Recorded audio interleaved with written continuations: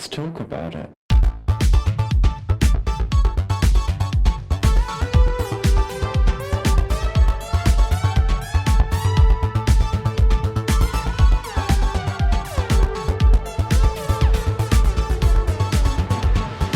Hello and welcome back to Thicc Radio, the award-winning podcast where we talk about gaining, fetishism, and everything in their orbit.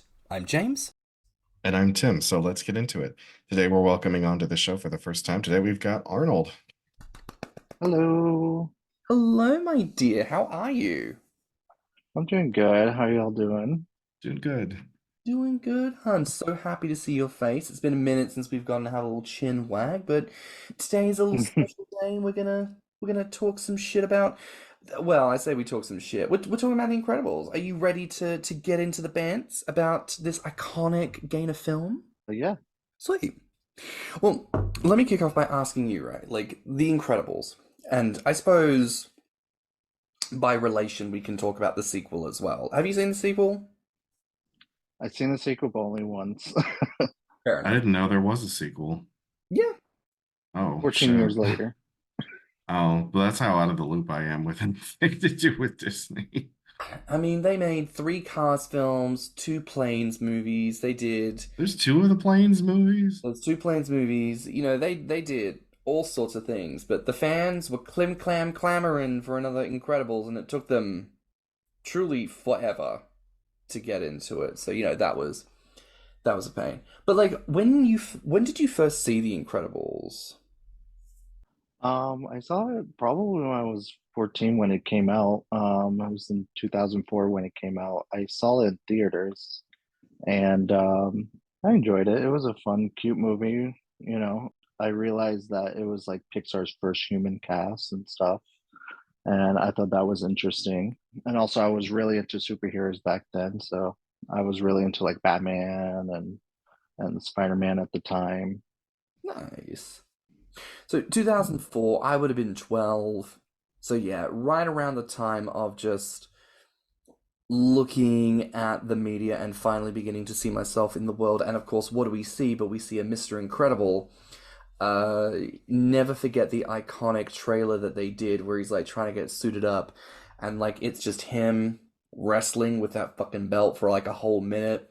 And when he finally gets it on, breathes a sigh of relief, that belly comes out nice and round and you hear it and ping pang off the walls, bust the light. And they had a lot of like egregious sound effects. I remember that, like a lot of stretching and ripping and pinging sounds. At the age of 14, do you feel like you were noticing perhaps Mr. Incredible in the way that some of us might have been noticing Mr. Incredible? I think so. Definitely, definitely was something triggering in my brain was like, I kind of like this, you know? But it was definitely something that you normally didn't see on TV unless you watch like the cartoons. There was a lot of 90s cartoons that had like, you know, fat episodes, you know, but you only saw like every so often. But with The Incredibles it being in a movie and also being Pixar, seeing in 3D, it was interesting, you know. I mean, I suppose because we were in that age bracket, like we obviously talked about this on our cartoon obesity in cartoons of the 90s episode way back in season 1. You know, it was quite prominent to see such representation. Every character at some stage, inexplicably, at least one time, just got fat. And I don't know why. Maybe they were just like really in a mood to draw some circles. Like, I don't know what the inspiration was, but hey. I think I know. Oh, I think it's because every either writer for one of these shows or animator for one of these shows, somewhere in there is a kinky person. And they know that they can't do the kinky shit aimed at children, but they can plant subtle seeds that will grow in the minds of boys and girls and non-binary kids everywhere so that we all grow up to be dirty little perverts. I mean, it is interesting, like, you know, Generation Y renamed the Millennials. I mean, I think we are probably the kinkiest generation to come around in a long while. And I do think it's these cartoon influences, you know, like what we are shown. And I think as well, a lot of these cartoons would have been like Nickelodeon or Warner Brothers, Hanna-Barbera. You do get kind of used to like, serialized stuff and showing what they show, but yeah, I think with Disney especially, because they have such a protected brand of what they show and represent, I feel like they were trying to do PC before other people were trying to do PC because they were trying to like recuperate from Pocahontas, basically. So I don't know. It was just interesting to see Mr. Incredible and being presented in that way. I mean, Tim, obviously you were about 1,000 when the movie I first. knew that was coming. I knew that. I was 22 when it came out, I think. So I wasn't exactly rushing to the theater to watch it. I was too busy going out drinking and doing blow and having sex. So I think I finally actually watched it sometime around 2007 or 8.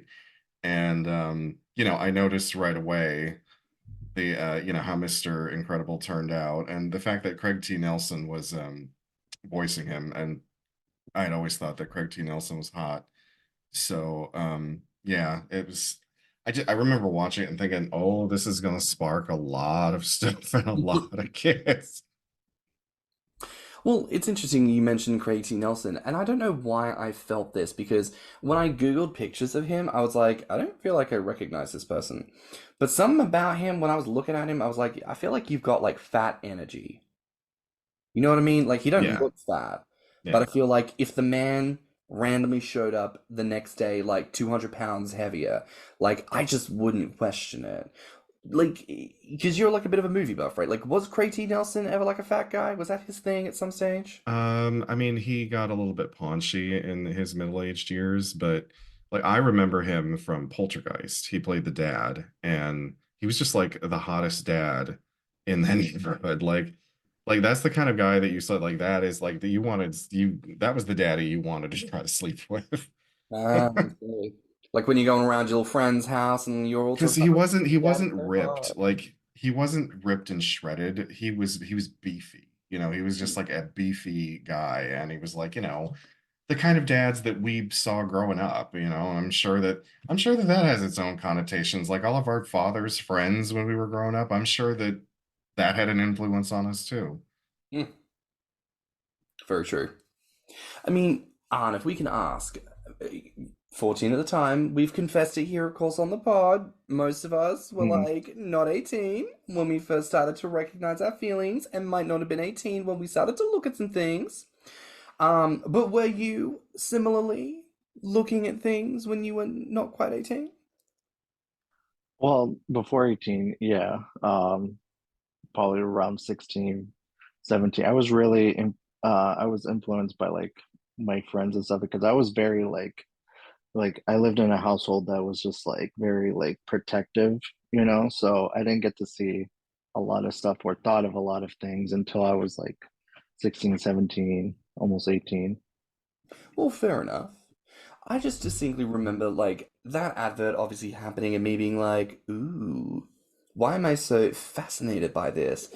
I feel scientifically that I must research this character in this film.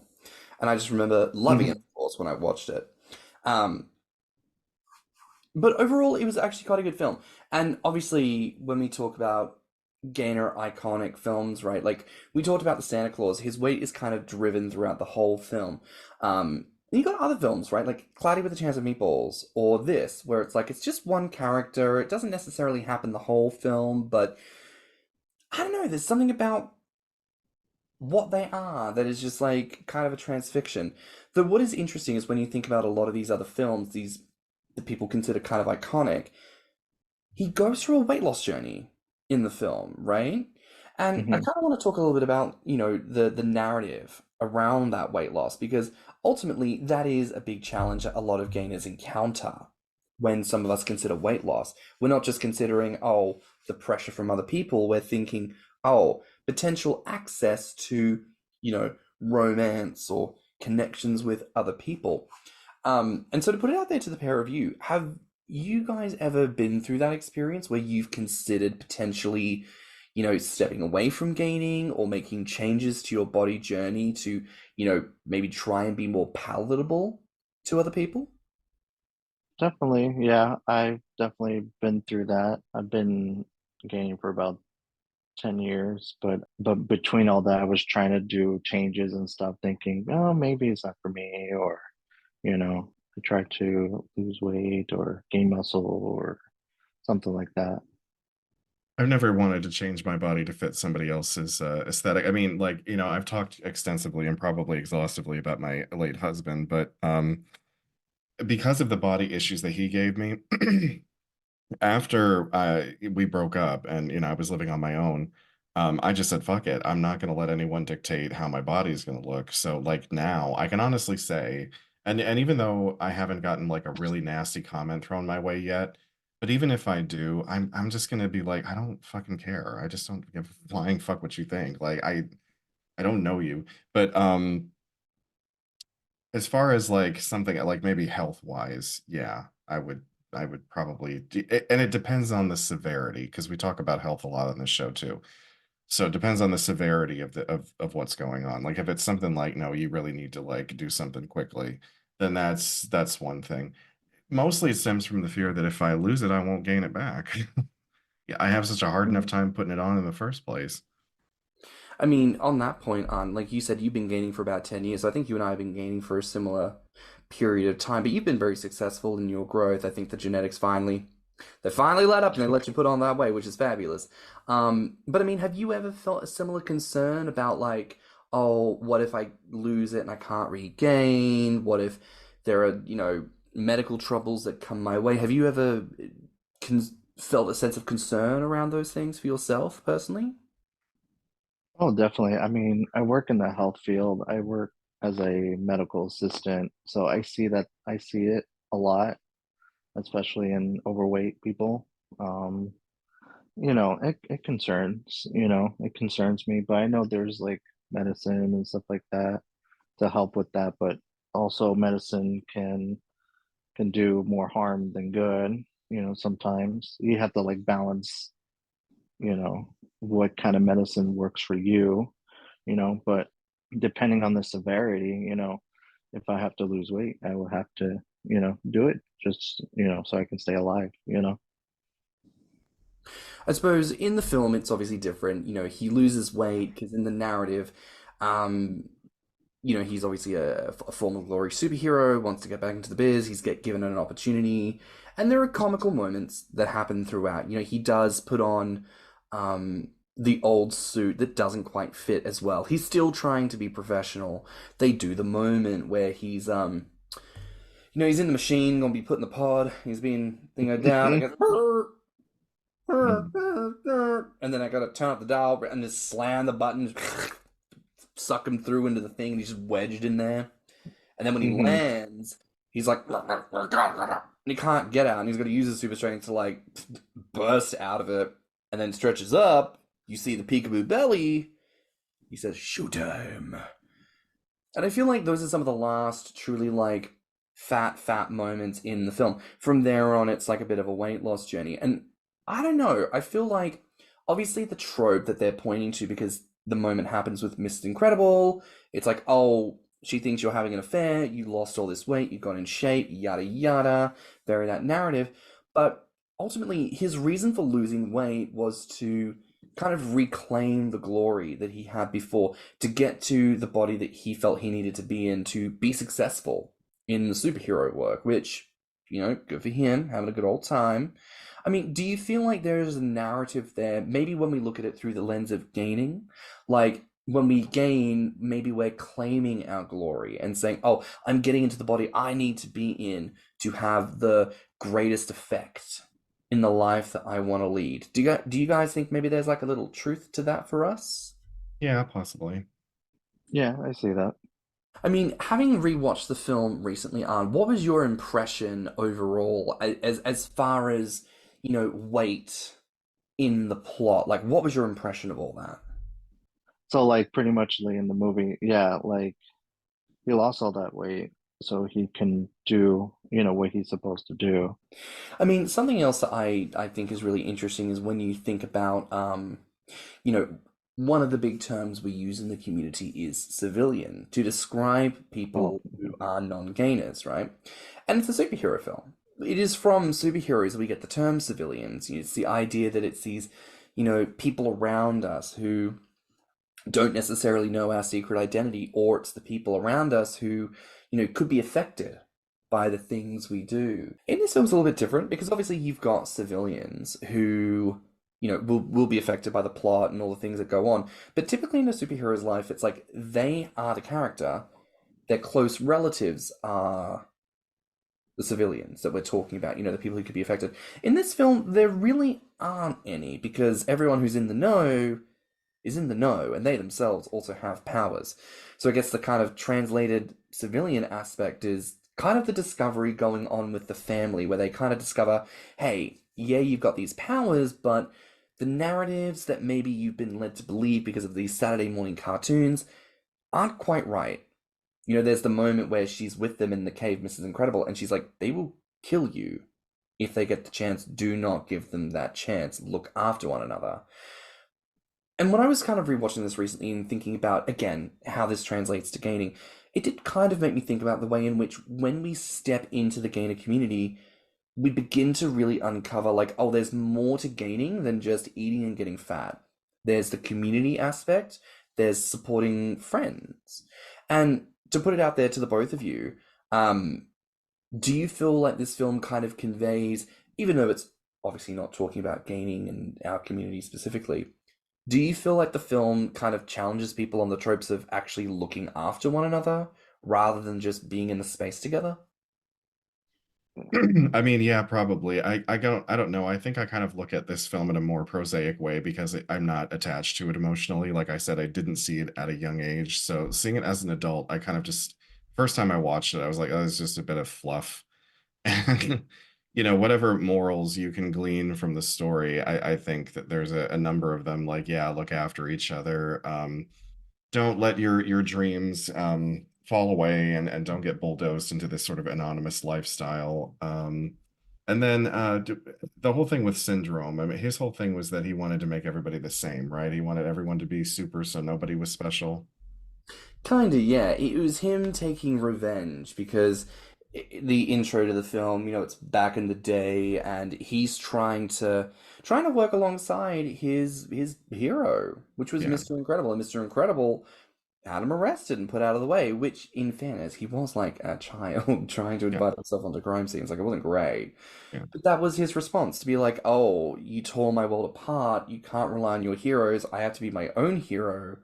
But obviously, in that bitterness, became something else. Yeah. So then that's that old moralistic tale about, be careful of becoming the monster that you're trying to destroy or however it goes. You know, um, so yeah, there's a lot of like, I guess, different little morality lessons in this film.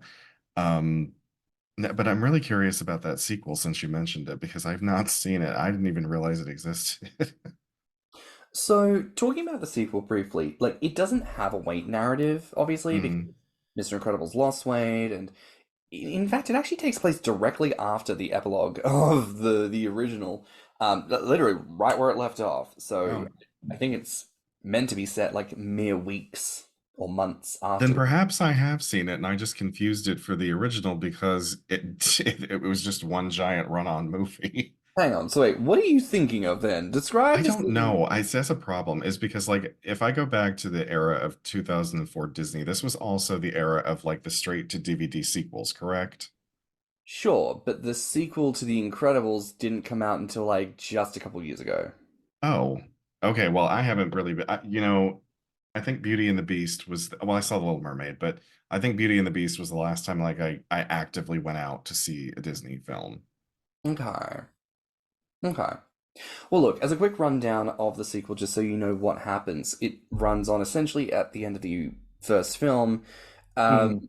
It kind of centers Mrs. Incredible for a bit, which I like because obviously she's pretty banging, and Mr. Incredible's whole thing is to be a bit of a meathead. Um, they introduce some new heroes, and the kind of moral plot around the second one is more like untrustworthiness and kind of a reflection of how sometimes we can look to people for guidance or to kind of partner with, and they maybe have ulterior motives, and that's obviously something that we need to be considerate of. I don't know. What I think about first, it was a nice classic superhero narrative in that it's superheroes, they beat the bad guy, very that whoop-de-woo, that kind of post-mod 60s idea of the future. That was a cute aesthetic for them to lean into. But also, that's kind of that era where it's like very the nuclear family with the two and a Yeah. half kids and living on the property, the low bungalow with the flat tone yard. I don't know, like when you think about that era, Tim, like what were the narratives around obesity at the time? And back, so we're talking about the original, right? 2004, not the sequel. Yes. So Right. if Okay. you So in start like 2004, the kinds of media that was out there that involved fat characters, I'm trying to remember well anything also specific. well Well, also the 50s because that was the Oh, era the 50s. well that's Oh, the era the film is set in, 50s, 60s. yeah. Well, then 50s, 60-ish, a fat character would have always been the comic relief, you or Okay. the know, villain. or the villain. Yeah. That's a good The point. kind of wacky, either a really wacky character that was only in a couple of scenes or like the villain. That's a good point. I feel like one of the last times before Mr. Incredible that we really saw like a fat character take space on the screen in Disney might have actually been Ursula. Unless you count Pumbaa. Are we talking only humanoids or Well, Pumbaa, but Pumbaa was also like dumb and farted a lot. That's not good. yeah. Oh, you're But talking about there's like a all fat character that had some agency and some, like control. Is that what you mean? Well, just in general, like represented as like some kind of notable character. Ah, Like, I go- feel like I can name a few. Like, well, these are mostly like villains. Like Ursula is one, Queen of Hearts. yeah. R- I think his name was General Radcliffe from Pocahontas. that's a good Oh, He point. yeah, was a yeah. big character He was too. fat. He was fat. hmm And they're just made just to be like selfish people, you know? Hmm. Like they always do like big people either as a comic relief or a evil character, you Mm. know, but never as a main character. And so that's why probably Mr. Incredible made such an impact because he was a big character. He was a main character, He was you know, heroic. He was the good guy. heroic. That's true. hmm First time we've seen that. I feel like that would be, I see, I'm wondering if you're going to go where I think you're going to go about how, certain uh, representation and how like that would have been an early example. I don't know if Disney was that smart at the time. I kind of feel like they created him to just be like the Dan Connor of the Pixar superhero world, like they wanted him to be like he's just an average guy. This is what happens when average men have families and like this is just I don't know. It feels to me like they were just trying to represent middle America. No, I get that. I feel like looking at Mr. Incredible, and I feel like this is almost the irony, right? Like his name is Mr. Incredible. His character, in many ways, is so Joe Schmo average in his personality, and not to say in his value system, but I think you're right. He does represent a very like base level of human where he has his base moral compass of do the right thing, that's all that matters. But I also see a kind of reflection of like the American trope of the ex-jock, which Yeah. again is ironic when we think about gaining. It's like he's looking at all his trophies, all his news article clippings. It's like reliving the glory days, and now he has a chance to go back and do the thing, but he has a family. His life has changed. You can't leave that. Life carries on. You just have to carry on with it. And that's actually a good point to consider with gaining. A lot of us, when we were teenagers and thought about gaining and getting fat, we just thought, I'm going to eat all the food and get fat and I'll be happy for the rest of my life and that's it. Whereas actually being an adult, it's like, no, I've got to work a job. I have to be a sustainable person. Some of us do end up having families. And it's like, if I'm going to continue on this journey, I have to be willing to continue on this journey and also bear in mind the people that have to come on that journey with me because this is the life that I am now leading. Like, in 10 years of gaining for you, like, how has your situation changed? Like, in terms of how you relate to your family, to your friends, to your partners, like, how has that changed for you in that time? Well, it was difficult, you know. I mean, I had a mother that was always like, oh, you need to lose weight and stuff like that. Always made me feel bad. Relationships didn't really bother me. They didn't really say anything. Work was difficult because I always had to like get new uniforms, and then like I had to like order them only like once a year, so it made things, you know, a little more difficult, and eventually I ended up this size, you know. So, I mean, we were talking a bit before, like possibly the reason, because this is curious, right? Like, ultimately, out of all the movies I think that people have mentioned to me they would consider like iconic Gainer films, this is the only one where like the fat journey results in weight loss, and yet Mhm. people still kind of like lift it up as such an iconic Gainer film for a certain generation. And I think we might have stumbled onto something, the notion that, this is the first time that we see a fat person who is the good guy, but then when he steps into his role, he loses weight. I don't know. Like, why do y'all think that people lift up this film as such a iconic piece of Gainer themed cinema?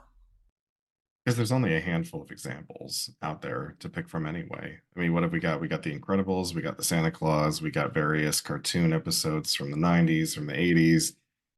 Some people's references go all the way back to cartoons that were put out in the 30s, Mhm. and there's not that much of it. If there was this giant like glut of this stuff, I doubt that we would lift up certain examples and say like, oh, this was the pinnacle of it. But then again, you don't get to decide when these things kind of get lodged in your brain. It's just you're exposed to it and then it sticks around. So if you're young when you see it and it lodges itself in your consciousness, it's going to stay there. You're going to be remember it when you 80. If you can remember nothing else, you're probably going to remember that. Um, Mhm. so I think that's why people keep applauding certain films. Santa Claus, it's a film that kids are allowed to watch when they're young. So they see that, it sticks with them. The Incredibles, they're allowed to watch it when they're young. It's like it's because we're so young when we see it that it just remains in your head and you'll talk about it for the rest of your life and you'll cite it as an inspiration for any number of things. I think it stands out. I think, as you say, because we have access to it. But I don't know. I think you're right. Like, it's seeing someone who, in their fatness, becomes fat because they're kind of settling into modernity. They're settling into the mundanity of life. And, for them to lose weight steps into the supernatural, right? Because this is like the hero's journey type of shit that makes all action films taste so good. It's like they've got to step from the normal into the abnormal, and they've got to go on a journey and do all this. And I do think that that physical transformation still is representative for us, even if it's not going in the direction that we would find sexy. I still think it shows that, in his fatness, he is still capable. Like, think about Fat Thor from the Endgame films, right? Yeah. Like, his Mhm. whole thing was to be a fart joke and just laughed at the whole time. And the one good moment of his is when he picks up Mjolnir and realizes that despite his weight gain, that he's still worthy. Like, cool. Could have done so much more with that. So much more with that. But would Whereas, you have really appreciated a scene of him moping around thinking he's not worthy just because he got fat? no, I wouldn't have appreciated any scene of him moping around. Like, his Because whole. like I'm sorry, I was because it seemed like if you because you said you could do more with that, it just feels like that's the only direction they would have taken it. No, well, no, I know that, but what I'm Oh, saying okay. is, like, I don't think it does anything good, Yeah. Okay.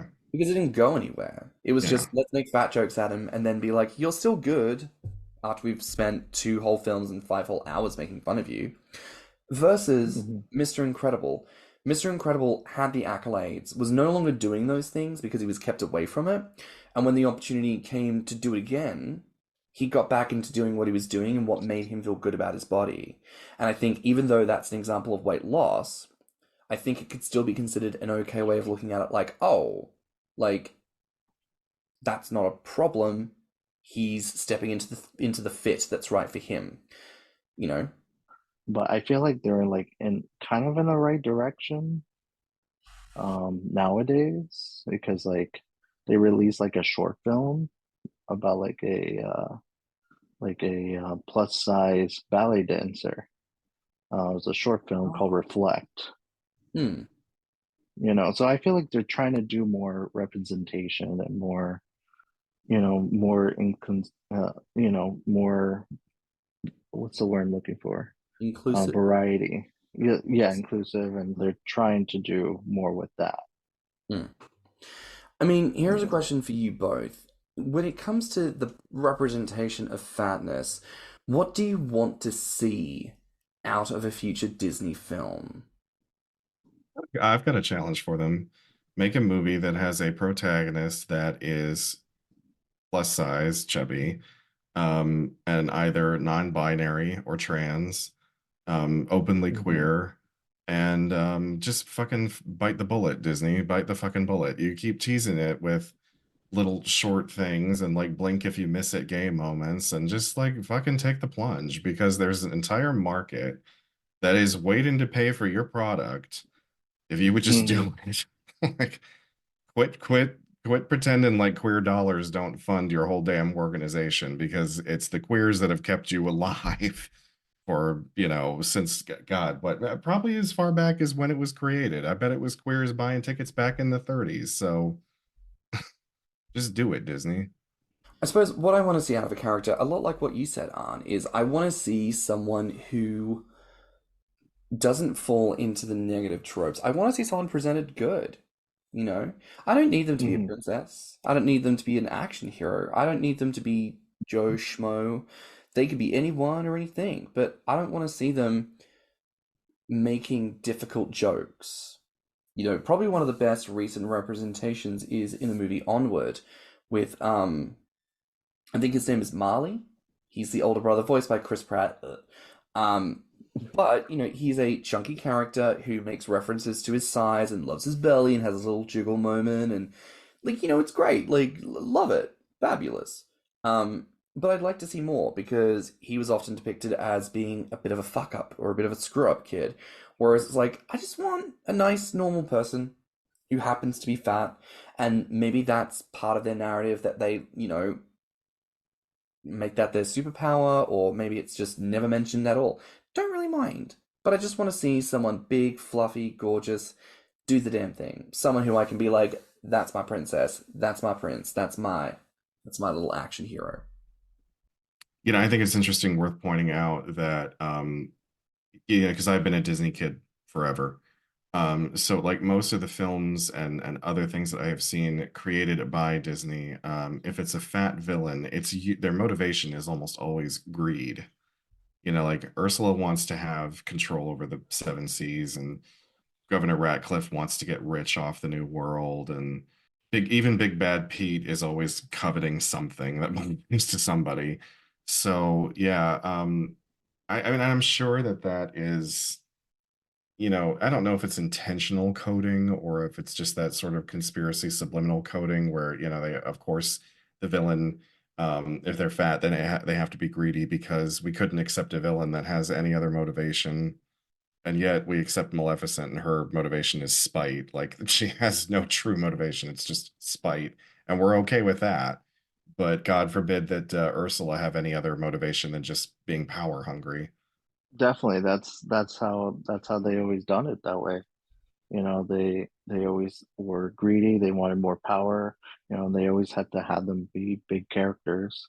And then definitely with the Maleficent, like she, she was a smaller character. Other villains were like big characters. I'm trying to think. Like Pete is a good one. Hmm. He's Oh, the Queen he's of Hearts. I suppose you greedy. could, Queen of Hearts. I don't know what you would say her Ooh. motivation is. Chaos. Ooh, but I will say this. Speaking of Maleficent, the three good fairies were fat. Oh, And yeah, yeah. Hmm. but even though they were good, they were stupid as all hell. Like, I think they were just eccentric. I wouldn't say stupid. I don't Well, know. Flora was stupid. No, Fauna, the one in green, she was stupid. But I don't know. Just like I feel like their whole motif was like Maleficent was powerful and cunning, and there's the three of them just sort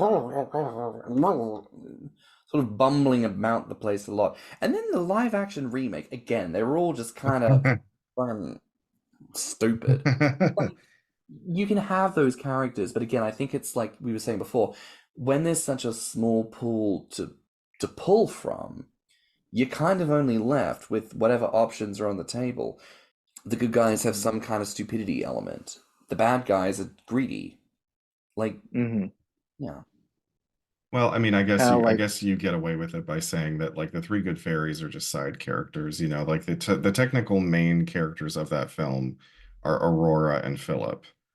But they're in it for like 2 minutes, and then the film revolves around every other character. So that's one of those weird outlying examples. Mm. I was thinking about the mouse, the fat mouse in Cinderella. Oh, Gus Gus. Jacques. Yeah. Yeah. Gus Gus. No, Gus Gus. Yeah, Jacques was the Gus other one. Gus. But again, perfect example, right? Like, Cinderella, Cinderella, hey, happy birthday! Like, Yeah, they did make him like that, and oh God, what else? Like there was another example of a villain. Do you guys remember Mickey and the Beanstalk, Willie the Giant? Oh, vaguely. But again, Yeah. stupid, I Mhm. mean, I think something really worth centering on here is even if there are flaws in the film, even if there are aspects to which it's like, oh, does it necessarily fit all the right things? I think you all are right when it's like this is the first real example we see of like a lead good guy hero who is fat, even if he's not fat the whole time. Like, I just think it is a step in that right direction. And it was 2004, 20 years ago to this day. Fun fact. So it's nice being able to talk about some of those other examples onward and how villains are presented different and how characters are presented more differently. And there is a hope that as time goes on, we'll start to see a little bit more diversity in that, a little bit more different. So you could say. But this has been fun. I want to thank you both for being here, and Arn especially, thank you so much for being with us today. Thank you. Thank you for having me. You're welcome. Now, where can our listeners find you online? I'm on Grommr, Instagram, Twitter, thickness6873. Perfect. Well, that's it for this bonus episode here on Thicc Radio. Please remember to like and subscribe, rate us 5 stars, and leave us a good review. If you liked this episode, the podcast, or just us in general, share it with your friends and encourage them to tune in. You can find me on Instagram and BlueSky at stannnum.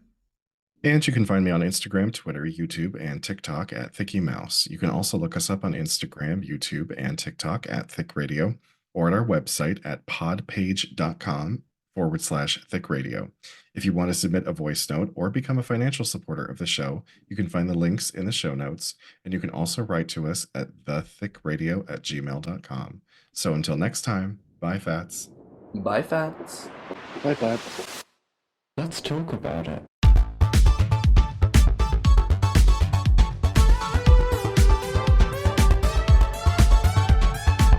Thicc Radio is a Patreon and Enter app podcast produced by Stannnum and Mouse. Mixed and mastered by stannnum. Our artwork is provided by Lokitu. Our theme song is provided by Spotify.